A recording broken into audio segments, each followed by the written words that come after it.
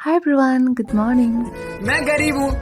তথাপিও এক্সাম দিব যাবই লাগিব এইপিনে ৰাস্তাই দেখা পোৱা হোৱা নাই ইয়েছ গাইজ আমাৰ ইউনিট টেষ্ট চলি আছে আৰু এদিনত 3খনকৈ পেপাৰ এজ ইউজুৱেল কলেজত আহি পঢ়িবই লাগিব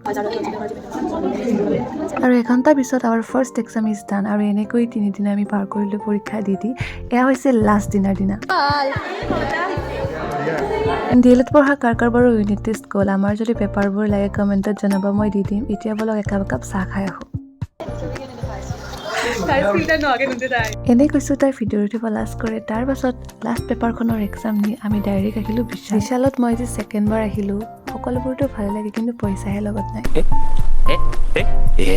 চিৰিয়াছলি মই গোটেই বিশালখন তেনেকৈ ঘূৰি ফুৰিছোঁ কাৰণ মই গমেই পোৱা নাই এতিয়া ভিডিঅ' এডিট কৰাৰ সময়তে গম পাইছোঁ এণ্ড বিশ্বাস কৰিব আজি মই জীৱনত প্ৰথমবাৰ লিফ্টত উঠিছোঁ বিশ্বাস কৰিবলগীয়া একো কথা নাই লিফ্ট বাৰু সকলোৰে ঘৰত নাথাকে তাৰ পৰা কিবা কিবি বস্তু ল'লোঁ খেজুৰ প্লাজো বাৰু আজিলৈ আহিছোঁ দেই বাই বাই